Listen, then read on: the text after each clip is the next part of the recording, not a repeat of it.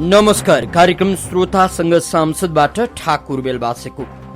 कार्यक्रम श्रोतासँग सांसद तपाईले इमेज एफएम 97.9 र इमेज न्यूज एफएम 103.6 बाट सुन्न सक्नुहुन्छ। कार्यक्रममा हामीले मुलुकको पछिल्लो राजनीतिमाथि केन्द्रित रहँदै व्यवस्थापिका संसदका एकजना सांसदसँग छलफल गर्ने गर्छौं। आज हामीले एमाले सांसद काशीनाथ अधिकारीसँग छलफल गर्दैछौं।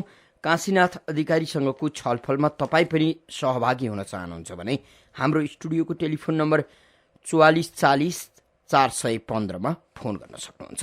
4440 415 मा फोन गर्नुहुने श्रोता मित्रले छोटो तर्कसंगत विषयसँग सम्बन्धित रहेर एउटा मात्र प्रश्न बुझिने गरी राखिदिनु होला। हामीसँग आज एमाले सांसद काशीनाथ अधिकारी हुनुहुन्छ। काशीनाथ अधिकारी चितवनबाट व्यवस्थापिका सदनमा पुग्नु भएको छ। हाम्रो टेलिफोन सम्पर्कमा आइसक्नु भएको छ। उहाँलाई स्वागत गरौँ। मान्यज्यू, हजुर, यहाँलाई इमेज एफएममा हार्दिक स्वागत छ। हस्, यहाँलाई धेरै धेरै धन्यवाद। व्यस्त हुनुहुन्छ? ठिकै हजुर। अहिले हामीले तपाईको समय लिएर तपाईका महत्त्वपूर्ण केही काम बिगारिदिएका त छैनौं कि? छैनौं। भनेपछि तपाईको काममा अलिकति खलबल लिएको छैन। हामी तपाईसँग समय लिएर यसरी जनताका बीचमा, नागरिकका बीचमा कुरा गर्दा तपाईलाई असजिलो परेको छैन भन्ने विश्वासले कुरा गर्नु पर्यो। एकदमै हो। मानिजो, अब अहिले चाहिँ के छ तपाईहरुको काम? आज तपाईबाट बुझौँ न। व्यवस्थापिका संसदमा रहनुभएका हाम्रा माननीय सदस्यज्यूहरूको काम के हुन्छ होला? अहिले के गर्दै हुनुहुन्छ होला? तपाईले गरेका कामले पनि अरूहरूको कुरा बुझिन्छ होला, भनिदिनुस् न। अहिले हामी खास गरी संसद चलेको बेला गर्न नभएका कामहरू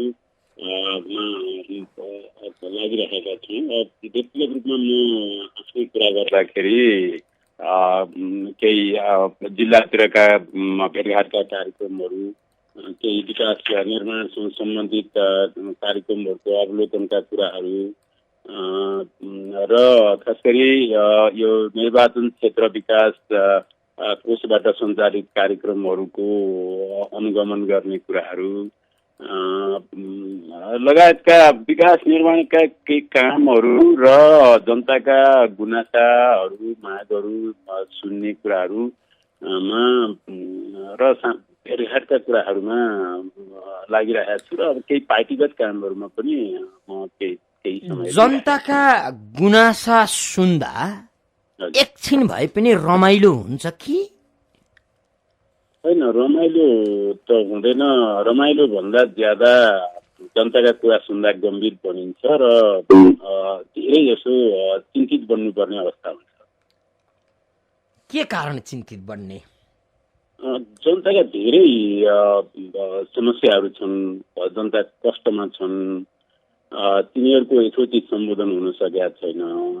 एउटा लामो संक्रमण कालबाट हामी गुज्रियौँ। एउटा लामो राजनीतिक अस्थिरताले गर्दाखेरि देश ज्यादै थिलथिलो भएको छ। स्वाभाविक रूपमा एउटा युगान्तकारी परिवर्तनपछि अब जनताका आकांक्षा पनि तदनुरूप नै बढिरहेको अवस्था पनि छ। जनता अलिक समस्यामा नै छन्। त्यसले हामीलाई बढी गम्भीर पनि बनाइराखेको छ र अनेकौं सन्दर्भहरू। तर नि मान्यज्यू, फेरि पनि नागरिक समस्यामा नहुने हो भने, नागरिक दुःखमा नहुने हो भने राजनीति कसरी चल्ला र भने? होइन, नागरिक दुःखको, जनताको दुःखको खेती मात्रै पार्टीहरूले गर्ने होइन। त्यो एउटा सम्पूर्ण बुझाइ हो। वास्तविक जिम्मेवार पार्टीका निमित्त जनताले झेल्नु परेका दुःखहरूलाई सम्बोधन गर्ने र देशलाई एउटा विकास र समृद्धिको बाटोमा लैजाने, जनताको सुखालीको परिस्थिति निर्माण गर्ने त्यो जिम्मेवारी लिएर अब तपाईले यसो भनिरहँदा अहिले तपाईका पार्टी अध्यक्ष केपी शर्मा ओलीको नेतृत्वको सरकार छ। तपाई भनिदिनुस्, नेपाली राजनीति जनताको आँसुको खेतीमा व्यस्त छैन भन्ने के आधारहरू छन्? होइन, अब स्वाभाविक रूपमा अहिले मुलुकको प्रधानमन्त्री नेकपा एमालेका अध्यक्ष केपी शर्मा ओली हुनुहुन्छ। उहाँले अहिलेको संयुक्त सरकारको नेतृत्व गर्नुभएको छ। तर उहाँ कस्तो ऐतिहासिक परिप्रेक्ष्यमा कस्तो एउटा जटिलताको बीचबाट मुलुकको नेतृत्व गरिराख्नु भएको छ र कसरी एकपछि यहीँनिर मैले तपाईँका कुरा काट्न कुरा पनि हामीले बुझ्नुपर्छ। सन्दर्भबाट अलग रहेर अहिलेको उहाँको नेतृत्वलाई हेर्न समीक्षा गर्न। मान्यज्यू अब हेर्नुहोस् है, जहिले सुकै हाम्रो जिन्दगी विशिष्ट परिस्थितिमा गुज्रने भयो। तपाईँका नेता माधव कुमार नेपाल प्रधानमन्त्री हुँदा पनि विशिष्ट परिस्थितिमा गुज्रिएको अवस्था, झलनाथ खनाल प्रधानमन्त्री हुँदा पनि त्यस्तै अवस्था, माओवादीका नेताहरू पुष्पकमल दाहाल र बाबुराम भट्टराई प्रधानमन्त्री हुँदा पनि त्यस्तै अवस्था, काङ्ग्रेसका सभापति सुशील कोइराला प्रधानमन्त्री हुँदा पनि त्यस्तै संक्रमणको अवस्था, अहिले पनि त्यस्तै संक्रमणको अवस्था। अब हामीसँग त्यस्तो चक्रवर्ती नेता जन्मिँदैन जो प्रधानमन्त्री हुँदा विशिष्ट परिस्थिति नहोस्, सामान्य परिस्थिति होस् र नागरिकका आँसुको राजनीतिलाई अन्त्य गरिदियोस्।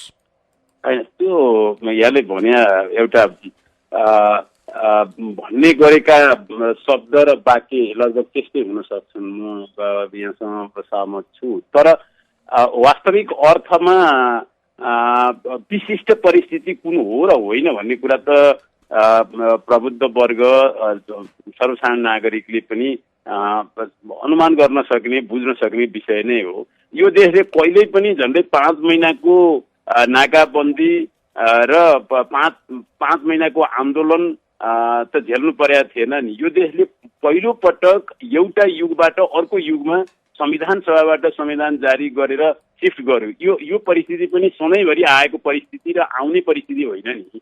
अब र सबै दल मिलेर अगाडि बढ्नुपर्ने बेलामा संविधानको प्रारम्भिक कार्यान्वयनमा कमसेकम सबै दल मिलेर अगाडि बढ्नुपर्ने सन्दर्भमा मिल्न नसकेको र पनि अगाडि बढ्दै गरेको अवस्था पनि त यो सधैँभरि आउने। मान्यज्यू अब हेर्नुहोस् न, त्यसकारणले गर्दाखेरि अब भन्ने र वास्तविकतामा भन्दै आएका कुरा र कुन चाहिँ विशिष्ट हो कुन होइन भन्ने कुरा पनि फेरि अहिलेको सचेत नागरिकहरूले, प्रबुद्ध वर्गले राम्रै गरी विश्लेषण गर्न सक्ने विषय छ। मान्यज्यू अब नागरिकले वास्तविकता बुझ्ने भनेको बिहान बेलुका खाना खाने र सजिलो गरी सुत्ने, दिनभरि काम गर्न पाउने अनि आफ्ना छोराछोरीलाई स्वास्थ्य उपचार गराउने र शिक्षा दिलाउने, त्यही हो नागरिकको असली वास्तविकता। त्योभन्दा माथिका कुराहरू हाम्रा नेताहरू छिमेकी मुलुकका केन्द्रहरूमा गएर के भन्छन्, कसो गर्छन्, के कुरो मिल्दैन र किन ठुस्किन्छन्, त्यो कसरी थाहा पाउनु, कसरी विशिष्ट विश्लेषण गर्नु, हाम्रा दलहरू किन मिल्दैनन्, किन भाग शान्तिमा टक्राव गर्छन्, त्यो विशिष्ट सन्दर्भ पनि कसरी बुझ्नु नागरिकले भनिदिनुहोस् न। नागरिक त बिहान जनतन खाएर दिनभरि काम गर्नु, फेरि बेलुका जनतन खाना पाइयो भने खानु अनि भोलिको चिन्ता गर्नुमै व्यस्त छैनन् र भने। यस्ता नागरिकले तपाईले भनेको यो विशिष्ट परिस्थितिको मूल्याङ्कन गरेर हाम्रा प्रधानमन्त्रीज्यू तपाईँ साह्रै गतिलो हुनुहुन्छ कसरी भन्नुहोस् त। होइन बेलबासी, अब यहाँको प्रश्न निश्चित रूपले महत्त्वपूर्ण हो। आम रूपमा जनताको अवस्था त्यस्तै नै हो, जनताको जिन्दगी त्यसरी नै गुज्रिएको छ, जनताको चिन्ताको एजेन्डा पनि उहाँहरूको कार्यसूची पनि त्यही नै हो। तर यिनै जनताले ल्याएको परिवर्तन पनि त हो नि। नेताहरूले मात्रै आजको परिस्थिति यो यो यो परिवर्तन त खालि नेताका प्रयासले मात्रै आएको पनि त होइन। त्यस कारणले गर्दाखेरि त्यति नै धेरै बेखबर जनता रहन्छन् भनेर जसले जे भनौँ त्यसैका पछाडि कुन्छन्। मान्यज्यू सत्य कुरा त नेपाली नागरिक ढुङ्गा हान्नमा खबरमा रहन्छन्, अरू जिन्दगीका पाटाहरूसँग बेखबर नै रहन्छन्। त्यो सत्य हो। देश मिली भगतमा कहाँ लुटिएको छ, देशमा कति बदमाशी भएको छ, राजनीतिको व्यापार कसरी मौलाएको छ, यसमा खबरमा रहेका नागरिक हुन्थे भने देश यो स्थितिमा रहन्थ्यो होला र भने होइन। यहाँलाई म के निवेदन गर्छु भने जनता लोकतन्त्रको यो एउटा नयाँ युगमा छन्। अब हामी लोकतान्त्रिक गणतन्त्रमा आइपुगेका छौँ। यहाँ ठिक छ, सबै जनताले सबै कुरा एकैचोटि घटना घट्ने बित्तिकै थाहा नपाउन पनि सक्लान्, तर समयक्रममा जनताको नजरबाट कुनै कुरा अब छिप्न जानकारी बाहिर रहन सम्भव छ जस्तो लाग्दैन। एउटा लोकतान्त्रिक गणतन्त्रको एउटा नयाँ युगमा, लोकतान्त्रिक युगमा हामी आएका छौँ र यो परिपाटीले कसैबाट पनि कुनै अनस्योर कुरा लुक्न नै सम्भव छैन र अब तपाईँ त्यसो भन्दै हुनुहुन्छ भने त्यो छिप्न सम्भवै छैन। मान्यज्यू, तपाईँ कसैले राम्रो गरेको पनि छिप्न सम्भव छैन। तपाईँ त्यसो भन्दै हुनुहुन्छ होइन? अब नागरिकसँग त्यत्रो अपेक्षा गर्नु भएको छ, म चाहिँ तपाईँबाट यति पीडित छु, यति निरीह बन्दैछु र यति तपाईँप्रतिबाट निराश पनि भइराखेको छु कि एमाले ल्यार्केल लामालाई सांसद बनाउँदा तपाईँले थप्पडी बजाउनु भयो। तपाईँका नेता झलनाथ खनालले ल्यार्केल लामालाई अर्थ राज्य मन्त्री बनाउँदा तपाईँ उफ्रिनु भयो।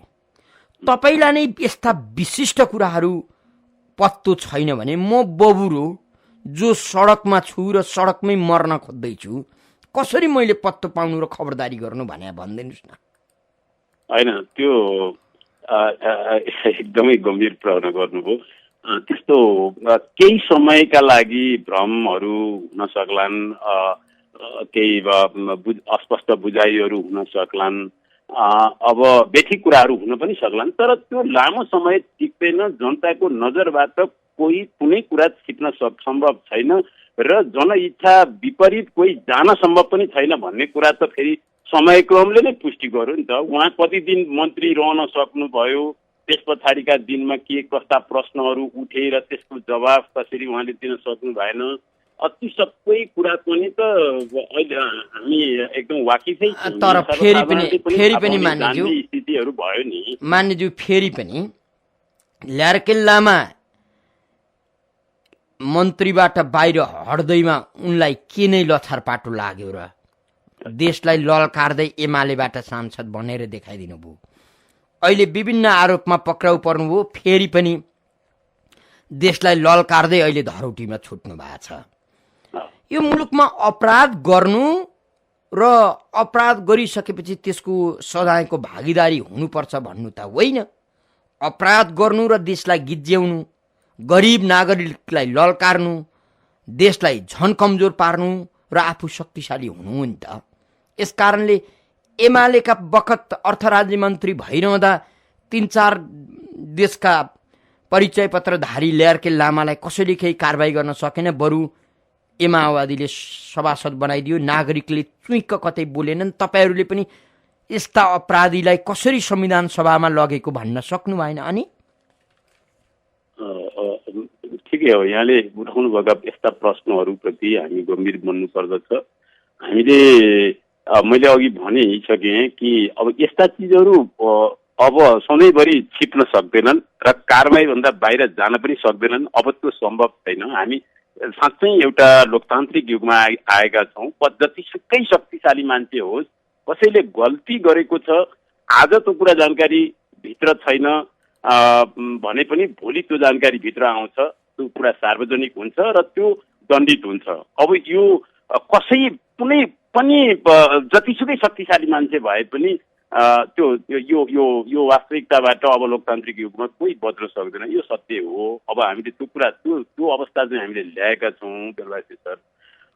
तर विगतमा म यहाँलाई के स्वीकार गर्छु भने वास्तवमा हामीले जति सजग हुनु पर्थ्यो, जति सचेत हुनु पर्थ्यो, त्यसप्रति जति गम्भीर हुनु पर्थ्यो, सम्भवतः त्यो हामी हुन सकेनौँ कि त्यो कुरा म स्वीकार गर्छु। हजुर, हामीसँग कोही श्रोता मित्र हुनुहुन्छ। आदरणीय श्रोता, तपाईँ यति बेला इमेज एफएम 97.9 र इमेज न्युज एफएम 103.6 सुनिरहनु भएको छ।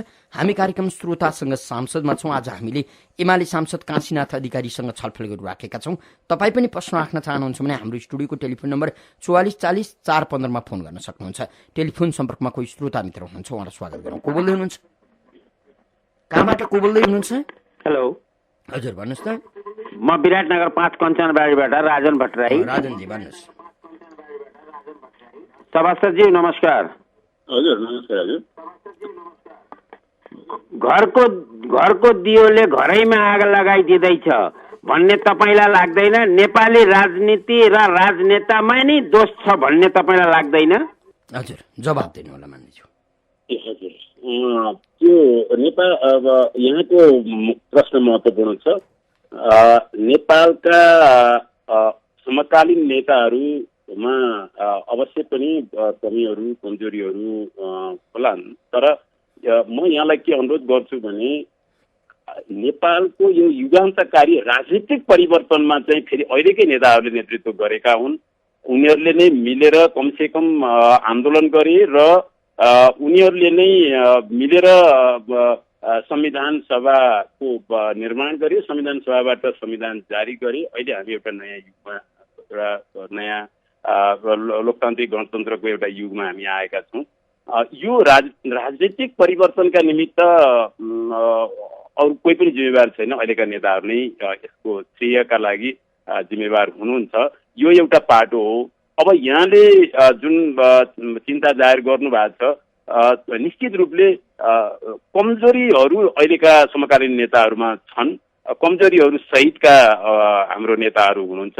त्यो यहाँको त्यो चिन्ताप्रति म सहमति राख्छु। हजुर, फेरि पनि अर्का कोही श्रोता हुनुहुन्छ। को बोल्दै हुनुहुन्छ, कहाँबाट?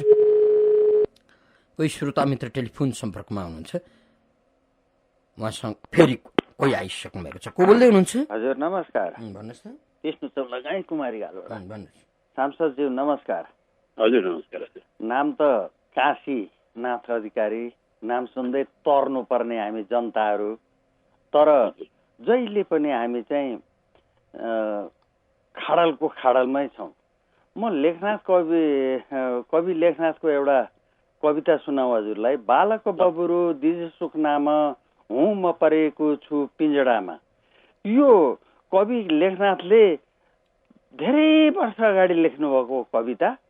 आज हामीले त्यही कविता पाठ गरेर तपाईँहरूको नाम सुन्दै तर्ने मात्रै उपाय खोज्ने हो कि? तपाईँलाई थाहा छ कि छैन, भारतीय राजदूतले अहिले फेरि मधेसवादी नेताहरूलाई चाहिँ उकासेर त्यहाँ आन्दोलन के भयो जानकारी माग्दै हुनुहुन्छ। तपाईँहरूलाई थाहा छ कि छैन? जवाब दिनु होला।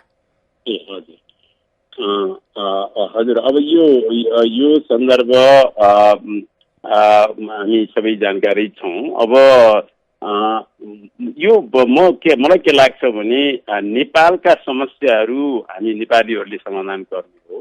अहिले हामी नेपालको संविधान कार्यान्वयनको चरणमा छौँ। अब हामीले संविधान ल्याएका छौँ, नेपालको संविधान कार्यान्वयन गर्नु छ।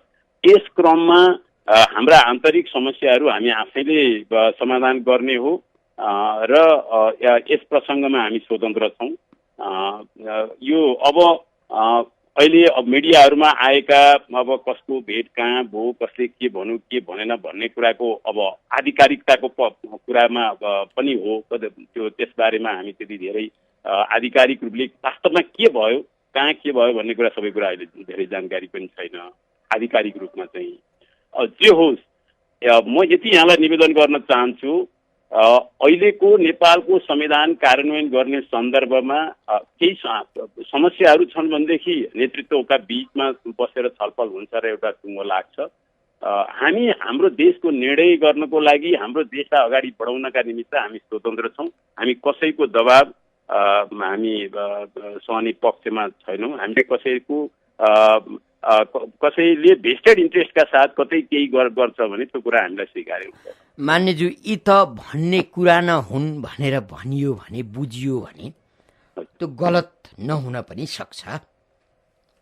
नै होइन, त्यसबारेमा त यहाँलाई म निवेदन गर्न चाहन्छु। हाम्रो पार्टी अध्यक्ष, वर्तमान मुलुकको प्रधानमन्त्री केपी शर्मा ओलीले प्रष्टसँग आफ्नो अडान, आफ्नो दृष्टिकोण उहाँले राख्दै आउनु भएको छ। उहाँको अडान र उहाँको दृष्टिकोणले नै देशलाई यो ठाउँमा ल्याएको छ र नेपाललाई एउटा स्वाभिमान राष्ट्रको रूपमा, एउटा स्वतन्त्र र स्वाभिमान राष्ट्रको रूपमा संसारका सामु प्रस्तुत गरेको पनि छ। नेपालको इतिहासमा एउटा उदाहरण केपी शर्मा ओलीले प्रस्तुत गर्नुभएको छ प्रधानमन्त्रीका रूपमा। त्यस कारणले गर्दाखेरि यसमा अब हामी कतै कुनै भ्रममा छैनौँ।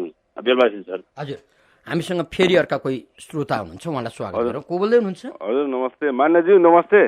हजुर नमस्कार। म श्याम खतिवडा सुनसरी नेरबाट। तपाईँहरूले 91% सभासदले बनाएको संविधान विश्वको सर्वोत्कृष्ट संविधान मानिन्छ र राम्रो पनि छ। सबै कुरा नमिलेका होलान्। मधेसी मोर्चाका नेताले आफ्नो मधेसको आन्दोलनबारे भारतीय राजदूत भनिने ती मधेसी मोर्चाका अध्यक्ष रञ्जित रायलाई भेटी आफ्नो आन्दोलन सर्काउने, नेपाल विखण्डन गर्ने, तराईलाई टुक्र्याउने जस्ता कुराहरू गरिरहेका छन्। तिनलाई ती राजदूत भनाउँदालाई देश निकाला गर्न सकिन्छ सकिँदैन? हजुर हजुर श्यामजी, तपाईँको एकदमै यो धेरै गम्भीर प्रश्न हो। अब मुख्य कुरा, अब हाम्रो देशका राजनीतिक दलहरूले के समस्या हुन्? हाम्रो जस्तो भनौँ न, मधेसी मोर्चाका साथीहरूको कुरा गर्नुभयो। मधेसी मोर्चाका नेताहरू लामो समय आन्दोलन गर्नुभयो। सरकारसँग धेरै पटक वार्ताहरू पनि विगतमा भएका छन्। कयौँ कुराहरू सहमतिका नजिक पुगेको अवस्था पनि हो। अब उहाँहरूको के भनाइ हो? अब उहाँहरू फेरि आन्दोलनमा जान खोज्दै हुनुहुन्छ भन्ने हामी मिडियामा सुनिराखेका छौँ, हेरिरहेका छौँ। त्यो हो भने पनि उहाँहरूका कुरा के हुन्? जनताले उहाँहरूको आन्दोलनलाई हिजोका दिनमा कसरी रेस्पोन्स गर्यो? अहिले पछाडि पनि तपाईँको होलीसम्म आइपुग्दाखेरि उहाँहरूका निर्देशनहरूलाई जनताले कसरी लिएका छन्? त्यसको प्रतिक्रिया जनतामा के भइराखेका छ? उहाँहरूका माग कति त्यो तर्क र तथ्यमा, यथार्थमा आधारित छन्, कति रिजनेबल छन्? अब त्यसको भोलि दूरगामी रूपमा देशलाई त्यसको के असर र प्रभाव हुन्छ? यी सबै सन्दर्भमा मुख्यतः हामीले अरूलाई दोष दिने भन्दा पनि हाम्रो देशका नेताहरू, अहिले यहाँले प्रश्न गरिरहेको सन्दर्भमा मधेसी मोर्चाका नेताहरूको तर्फ नै हाम्रो जिज्ञासा रहन्छ, हाम्रो भनाइ रहन्छ। उहाँहरूसँग हाम्रो कुराकानी हुनेछ। उहाँहरूले भोलि आन्दोलनमा जाने कुरा गर्नुभयो भने पनि उहाँहरू टेबलमा बसेर अब बाँकी समस्याहरू केही छन् भने त्यसलाई समाधान गर्नेतिर भन्दा अब आन्दोलनमा जाने कुरा, अरू कतैबाट सहयोग, फेरि हार गुहार गरेर सहयोग लिन खोज्ने कुरा चाहिँ म औचित्यपूर्ण देख्दिनँ। अब बाँकी केही कुरा छन् भने बसेर एउटा टुङ्गोमा पुग्न लागेका कुराहरूलाई टुङ्ग्याए भइहाल्यो नि। अब फेरि आन्दोलन र फेरि जनतालाई थप कष्ट गर्नेतिर उद्धत हुनुहुन्न उहाँहरूले भन्ने मलाई लाग्दछ। र उहाँहरूले अरू अन्त कतै गएर हार गुहार गर्ने कुरा पनि बिल्कुल औचित्यपूर्ण छैन, त्यो सान्दर्भिक छैन। त्यस्तो गल्ती फेरि तेह्र्याइ गर्नुहुन्छ भन्ने मलाई लाग्छ। हजुर, हामीसँग फेरि अर्का कोही श्रोता मित्र हुनुहुन्छ। को बोल्दै हुनुहुन्छ, कहाँबाट? हजुर, बौद्धबाट शुक्रबार थापा। नमस्कार नमस्कार। हजुर हजुर नमस्कार। हजुर, हाम्रो देशमा यो सुकुम्बासीहरू छ नि, सुकुम्बासीहरूको व्यवस्था गर्ने भनेर एमाले कार्यकर्ताहरूले भट्टाभट बस्तीमा गएर पैसा उठाइरहेछ। त्यो कुराहरू गएर तुरुन्तै बुझ्नु पर्यो कि त्यो गरिबहरूको पार्टी नै एमाले हो, कम्युनिस्ट हो, एमाले हो भनेर भनेको ठाउँमा अहिले भट्टाभट पैसा उठाइरहेछ। त्यो के भएको हो बुझिदिनु पर्यो। कुन जिल्लाको एमाले सुकुम्बासीलाई जगत पैसा उठाइरहेको त्यो जानकारी पाउनु? हजुर, फेरि पनि अर्का कोही श्रोता मित्र हुनुहुन्छ, उहाँलाई स्वागत गरौँ। को बोल्दै हुनुहुन्छ, कहाँबाट? म कपनदेखि कमल सिन्चौडी। हजुर भन्नुहोस्। नमस्कार अतिथिज्यू। नमस्कार। हजुर हजुर हजुर नमस्कार। हजुर, जस्तो यो गणतान्त्रिक संविधान त तपाईँहरूले बनाउनु भयो होइन? जस्तो यो संविधान चाहिँ दलका पनि अलिकति गण्यमान्य नेताको लागि मात्रै हो कि, र त्यो दलका पछाडि लाग्ने गुन्डागर्दीको लागि मात्रै हो कि? र जुन लार्केल लामाको चाहिँ प्रश्न छ नि, त्यो लार्केल लामाको कुरा गरिराख्दाखेरि त्यो लार्केल लामाले जस्तै म एउटा सर्वसाधारण नेपालीले एउटा पेस्तोल बोकेर हिँडेको होस् र एउटा प्रहरीले मलाई पक्रियोस्, उहाँको जस्तै तत्काल नै त्यति छिटो म छुट्थेँ कि छुट्दैन ती नेपाली जनतालाई भनिदिनुहोस् न। एकदम धेरै गम्भीर प्रश्न गर्नुभयो। यो यहाँले जुन संविधानमा यो नेताका लागि त्यस्तै खालका गुन्डाका लागि मात्रै हो कि भनेर जुन भन्नुभयो त्यो बिल्कुल होइन। त्यो यहाँले पनि हामी सबैले नेपालका 3.25 करोड नेपाली जनताले बनाएको संविधान हो। इतिहासमा यो एउटा पहिलो यस्तो संविधान हामीले बनाएका छौँ। त्यसकारणले यो पहिलो कुरा त संविधान हामी सबै नेपाली जनताले बनाएको संविधान हो, संविधान सभाबाट जारी गरेका छौँ। यो नेताका लागि गुण्डाका लागि भन्ने कुरा होइन, सबै जनताका लागि हो। र अब यो संविधान मा जुन व्यवस्था भएको छ र हामी क्रमशः अरू कानुनहरूको पनि बन्दोबस्त गर्दै गइरहेका छौँ। अब यसबाट कोही पनि बच्न सक्दैन। र अब अहिले जुन लार्के लामाको जुन प्रसङ्ग यहाँले ल्याउनु भयो, उहाँलाई पनि बिल्कुल कानुन बमोजिम चाहिँ यथोचित कारबाही हुन्छ। त्यो उहाँका लागि एउटा कारबाही, अर्को सर्वसाधारण जनताको लागि अर्को कारबाही भन्ने कुरा हुँदैन। मैले अघि नै पनि प्रसङ्गवश भनेको थिएँ, त्यो देशको प्रधानमन्त्री राष्ट्रपति तहसम्म पुगेको व्यक्तिले पनि यदि गल्ती गर्छ भनेदेखि ऊ यो अब कारबाहीबाट बच्न सक्दैन। नेपालको संविधान अन्तर्गत बनेका कानुनहरूको व्यवस्थाबाट ऊ दण्डित हुनुहुन्छ। कुनै पनि शक्तिशाली व्यक्ति अब बच्न सक्दैन। एकदम यहाँले ढुक्क भए हुन्छ। हामी एकदमै प्रारम्भिक चरणमा छौँ अहिले संविधान कार्यान्वयनको। त्यसैले गर्दा कतिपय यस्तो कानुनहरू बन्न बाँकी होला, कतिपय बन्दोबस्त हुन बाँकी होला, त्यो बेग्लै कुरा हो। तर अब संविधान र कानुनले कसैलाई पनि भेदभाव गर्दैन, समान व्यवहार गर्छ, समान दृष्टिकोणबाट प्रस्तुत हुन्छ। यसमा यहाँलाई म एकदम निश्चिन्त रहन म अनुरोध गर्छु। आदरणीय श्रोता, तपाईँ यति बेला इमेज एफएम 97.9 र इमेज न्यूज एफएम 103.6 सुनिरहनु भएको छ। कार्यक्रम श्रोतासँग सांसदमा हुनुहुन्छ। कार्यक्रममा आज हामीले एमाले सांसद काशीनाथ अधिकारीसँग छलफल गरिराखेका छौँ। तपाईँ पनि यो छलफलमा सहभागी हुन चाहनुहुन्छ भने हाम्रो स्टुडियोको टेलिफोन नम्बर 44 40 415 मा फोन गर्न सक्नुहुन्छ। टेलिफोन सम्पर्कमा कोही श्रोता मित्र हुनुहुन्छ, उहाँलाई स्वागत गर्छु। को बोल्दै हुनुहुन्छ? नमस्कार। हजुर भन्नुहोस् त। म सत्तरी सियाराम चौधरी। सियारामजी भन्नुहोस्। मालिकजी नमस्कार। हजुरहरूको यो के अरे नेपाल सरकार छ है, अब के अरे 6 महिनाको बत्ती आउने ठाउँमा 1 वर्षपछि तिर्ने, अब जुन हाम्रो आवश्यकता हो के अरे अब अहिले चीनमा के अरे उसको यो पेट्रोलियम पदार्थको के अरे उ गर्नुपर्नेमा त्यो नगर्ने, अब ल्यार्का लामालाई त्यसरी के अरे लकरमा त्यसरी गोली भेट्दा नि 60,000 मा रिहा गर्ने, तपाईँहरूलाई हामीले यसको लागि पठाएको होला है? हजुर जवाफ दिनु होला। प्रस्तुति धेरै प्रश्न बुझिएन। उहाँले के भन्नु भने अब प्रधानमन्त्री दिल्ली जानुभयो, भारत भ्रमणमा जानुभयो, 6 महिनाको विद्युतलाई 1 वर्षको पैसा तिरेर आउनुभयो। अहिले चीन जानुभयो, नेपालमा इन्धन अभाव छ, इन्धनको ठुल्ठुला कुरा गर्नुहुन्थ्यो पहिला, अब त्यो त्यस सम्बन्धी खासै महत्त्वपूर्ण कुरा हुन सकेनन्। ल्यार्केल लामाको लकरमा 14 थान गोली भेटिए, त्यसको मूल्य जम्मा 60-66,000 मात्रै पर्यो, उनी बाहिरिए। तपाईँहरूलाई यस्तै अपराध कर्म गर्न हामीले नेता बनाएको हो भन्नुहुन्छ? हजुर, शेरौनीको प्रश्न बडो घटलाग्दो लाग्यो। वास्तवमा होइन, यो सबै जानकारीमा आइसकेकै विषय छ, सबैले थाहा पाउनु भएको छ कि भारतमा गएर पनि त आखिर प्रधानमन्त्रीले त्यहाँ त एकदम खालि एउटा सद्भावको विकास गर्नका लागि मात्रै, सम्बन्धको लाई एउटा सुमधुर बनाउनको लागि मात्रै हो, म कुनै एजेन्डा लिएर गइरहेको छैन नै भन्नुभएको थियो। र पनि जस्तो त्यो ट्रान्समिसन लाइनको त्यहीँबाट ओपन गर्नुभयो होइन, अब केही विद्युत भारतबाट आउने कुरा भयो, केही इन्धन केही पनि सहजीकरण भयो, नाकाबन्दीको त्यत्रो लामो पीडाबाट हामी गुज्रिएका थियौँ। केही त प्रधानमन्त्रीको भ्रमण पछाडि भारतसँगको सम्बन्ध सुमधुर मात्रै भएको होइन, पेट्रोलियम पदार्थको सहजीकरण पनि भएको छ, केही राम्रो एउटा स्थितिको सुरुवात भएको छ।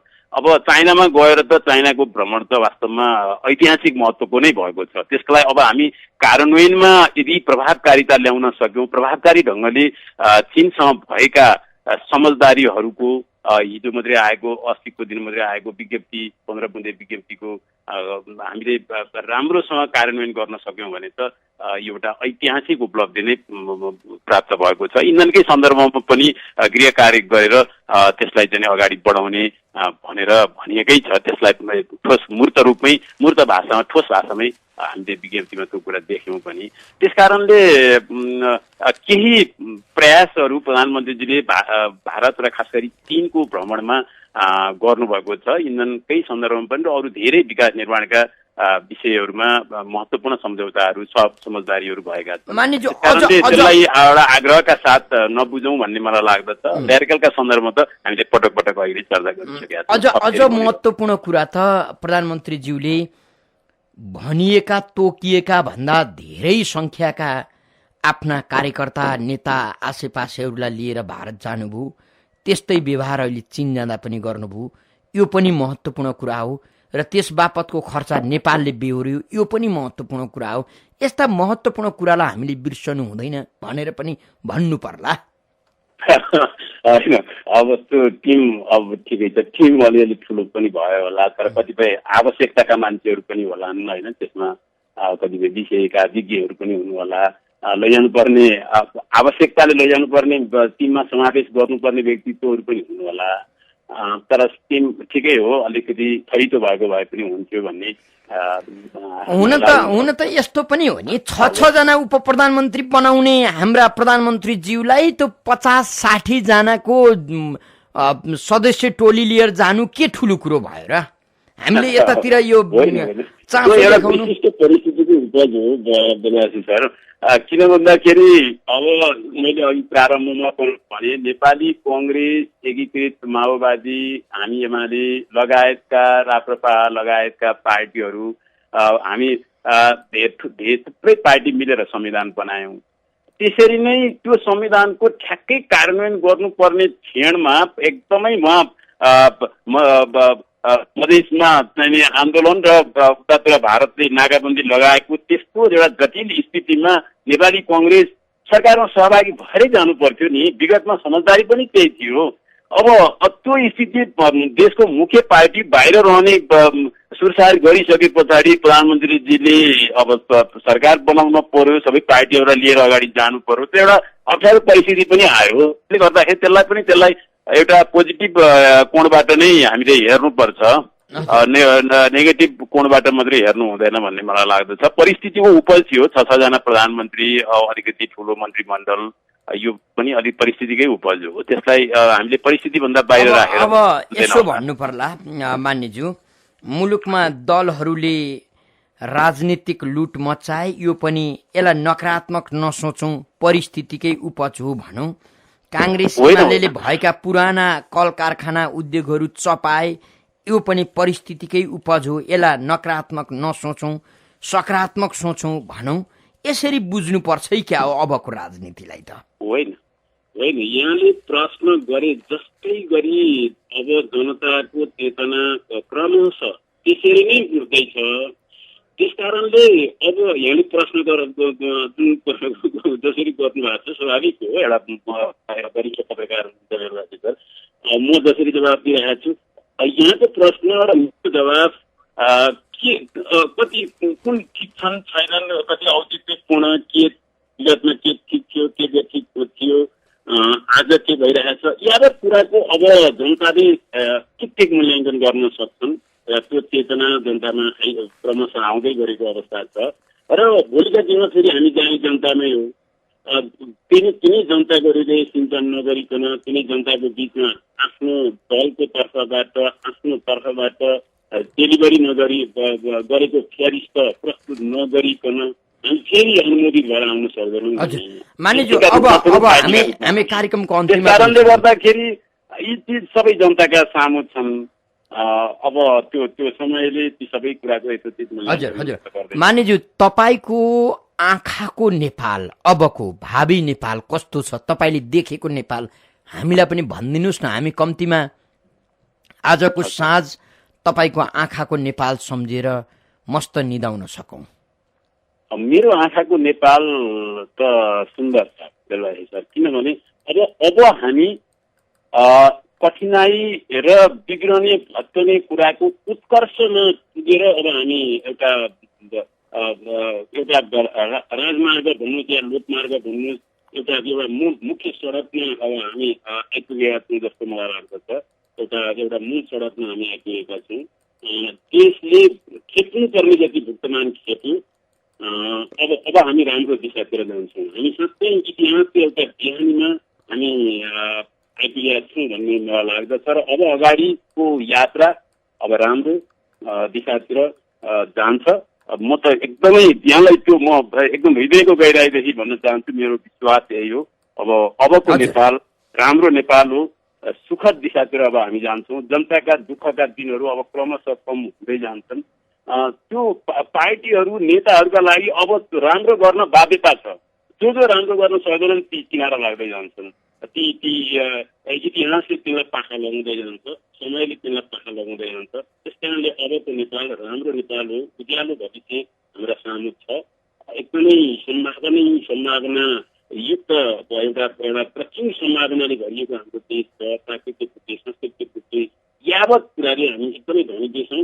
तर अब एउटा राजनीति साह्रै बिग्रिया हुनाले हामीले लामो कालसम्म यो देश मान्यज्यू राम्रो हुन्छ। कार्यक्रमको अन्त्यमा तपाईँले यति सन्तोष दिलाइदिनु भयो, यहाँलाई धन्यवाद दिन्छु।